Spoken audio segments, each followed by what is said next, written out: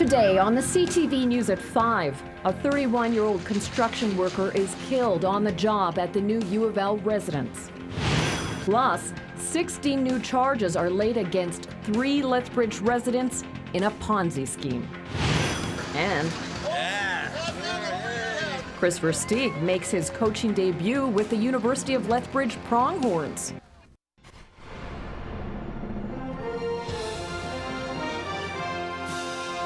CTV News with Jackie Scantlebury.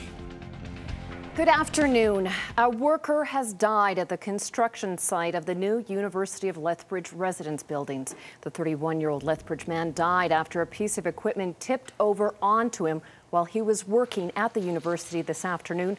The accident happened around 1 o'clock at the construction site of the new U of L residences. The man's name has not been released. Lethbridge Regional Police and Alberta Occupational Health and Safety are investigating. At this time, on behalf of the university community, we obviously want to put our most sincere condolences to the family, friends and co-workers. The university is working with all authorities, the police, the contract services, etc., to look into this matter, and we're providing all the services we can to move through this very tragic loss. This is not the first time a worker has died on campus. During construction of the library in June of 1999, another man lost his life. A 45-year-old Lethbridge man has been killed in a semi-crash in northern BC. The accident happened Tuesday morning as the big rig from H&R Transport in Lethbridge was hauling food from Edmonton to Whitehorse on Highway 97. RCMP say that the truck went off the road and then rolled. A 37-year-old passenger, another man from Lethbridge, was airlifted to hospital in Fort St. John in serious condition. No names have been released. 16 new charges have been laid against 3 Lethbridge residents charged in connection to an alleged Ponzi scheme. In July, RCMP arrested 63-year-old Marissa Campanelli Pittarelli, 42-year-old Anthony Pittarelli, and 36-year-old Claudia Pittarelli. The trio allegedly operated front row tickets and is accused of defrauding investors out of more than $560,000. Today, 16 new charges were laid, including 6 counts of fraud over $5,000, 6 counts of theft over $5,000. Possession of property obtained by crime, money laundering, fraud over $5,000, as well as conspiracy to commit fraud over $5,000. The 3 have pleaded not guilty to the original charges and had elected to be tried by judge alone in that case. A preliminary hearing will determine if there's enough evidence to go to trial, and that hearing has been scheduled for January the 7th to the 11th in Lethbridge on the original charges. An accused robber has turned himself in to city police. An arrest warrant was issued last week for 33-year-old Kenneth Ronald Heidel. The warrant was in connection to a robbery at a North Lethbridge business last week. Heidel turned himself into police Saturday. He's been released from custody and will appear before the courts later this week. A technical problem is slowing service from the police complaints line for non-emergency calls. The Lethbridge Public Safety Communications Centre noticed a problem with its phone system last night. Emergency calls to 911 are not being impacted. Members of the public calling the police complaints line are being asked to be patient. They have the same number of staff working, but instead of 26 lines, they can only use 8 until the problem is fixed. As far as the safety and security of the citizens of Lethbridge, we still are answering 911 calls, and we're still answering the police complaint line. The reduction is in the police complaint line capacity. We just can't take as many calls at once as we used to be able to for the time being. So if the phone is ringing and ringing and ringing, you just need to wait a moment and call back after a couple minutes. The police service asks that you please do not call 911 for non-emergencies. They expect the system will be fully restored today.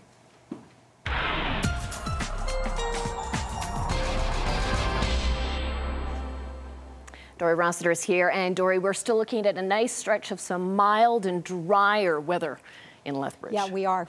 Yeah, absolutely, Jackie. We're looking at that nice area of high pressure is really starting to take hold in southern BC and southern Alberta as well. That's expected to linger in southern Alberta for the next several days. I'll have all the details coming up in a couple of minutes. Sounds good. Thanks, Dory. Well, there's been another case of E. coli in our province linked to tainted beef from XL Foods in Brooks.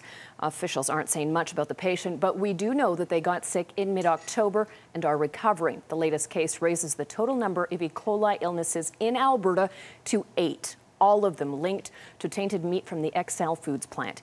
18 people across Canada have now fallen ill after eating the tainted meat. The federal government is taking action to address violence against women on university and college campuses right across Canada. Lethbridge MP Jim Hillier presented the University of Lethbridge and its partners, the YWCA and Sexual Violence Action Committee, with nearly $196,000 in federal funding. The money will be used to tackle a wide range of issues related to violence against female students, like sexual assault and sexual harassment. According to recent statistics, only a third of all sex-based crimes are actually reported. YWCA Lethbridge says they fielded over 100 calls last year, and they hope this project will reduce that number dramatically. And to work with the student population, creating something that's going to create awareness campaigns, that's going to create intervention strategies before crises happen, is very meaningful.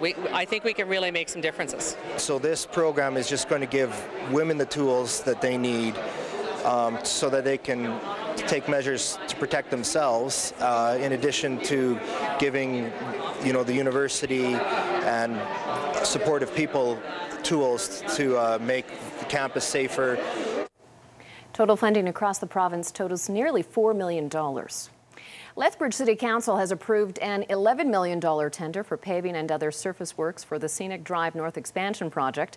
The new 1.7-kilometer section of new 2-lane roadway will stretch between 5th Avenue and Stafford Drive North. It includes an access road to the city's waste and water treatment plant, a pedestrian underpass, and a pedestrian pathway. The tender was awarded to the low bidder, D.E. Graff Excavating of Lethbridge. The project is expected to be completed by November of 2013.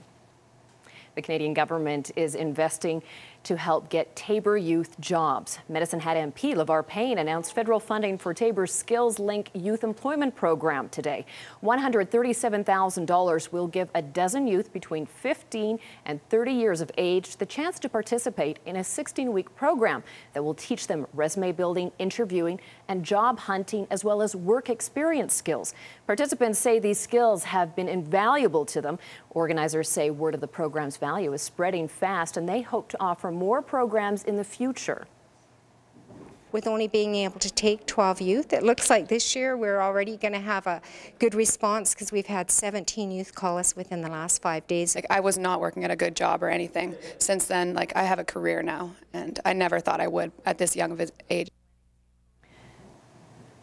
Organizers say 8 of the 12 youth in the original Skills Link group 2 years ago still have the same job that they got after completing the program. Well, this week has been dedicated to bringing awareness to the problem of bullying. But it's not just on the schoolyard anymore. Cyberbullying is dramatically on the rise, and in some cases, young people have taken their own lives because of it. Today, Facebook is stepping up to say bullying is not acceptable on its website. CTV's John Musselman has more. Today's kids are growing up in a digital and real-time world, and part of that world includes online bullying. There's an essence that, when you're in someone's presence, that there can be logical consequences for you having done something. When you're on the computer, you can be alone in a room. You can feel like you're isolated and you can get no help. Or you can also feel like if you are the bully, that no one sees you, so you're not doing anything wrong. I think it plays a very key role that we speak out about online safety and making sure that our kids can be online and learn and be safe. And now Facebook wants to help make a difference. Today it launched a new campaign called Be Bold, Stop Bullying. A pledge kids can make to other friends that says bullying is not okay. Gossip, you hear girls gossiping about each other, making fun of each other, and I've had friends that have gone through that, and I don't like to see it. So I would go up to someone and say, you guys, it's not really cool, this is not really affecting a person in a positive way, and you guys need to kind of stop it for now. And actually that actually helps. A lot of people think that saying something will never help, but it actually does. And when the bystander says something to the bully, like stop bullying, 50% of the time that bully stops right away. Because what the bully ultimately is looking for is some positive reinforcement to what he or she is doing. And if you can stop that reinforcement, then the bullying ends. More than 100 kids took part in today's launch. You can get more information by going to BeBoldStopBullying.ca. Organizers enlisted the help of Canadian celebrities, including a number of the NBA Toronto Raptors stars, Free the Children co-founder Craig Kielburger, and Family Channel host Lindsay Hamilton to encourage Facebook users to take the anti-bullying pledge. A journalist held captive for months in Somalia says sharing her story is part of her healing process. Amanda Lindhout spoke this afternoon to students at the University of Lethbridge. The 32-year-old was taken prisoner by Somalian rebels in 2006. Today she works with a charitable foundation helping people in that country. Lindhout's powerful story is one of many that is how she thought she would keep herself to herself, but she says telling it actually helps heal. I think that the work that I do at the Global Enrichment Foundation has been very healing for me, and it's a gift to me every single day to be able to use the challenges and the hardship that I lived through to do something good for other people. Helps make meaning out of what happened to me. Lindhout will give her full keynote speech tonight at the university, 7 o'clock. A Lethbridge man is concerned about consumer safety after his oven window exploded while he was using the self-cleaning function. And all of a sudden there's a bang. And the middle pane of glass in Peter Mueller's Kenmore oven shattered into the appliance and onto the kitchen floor.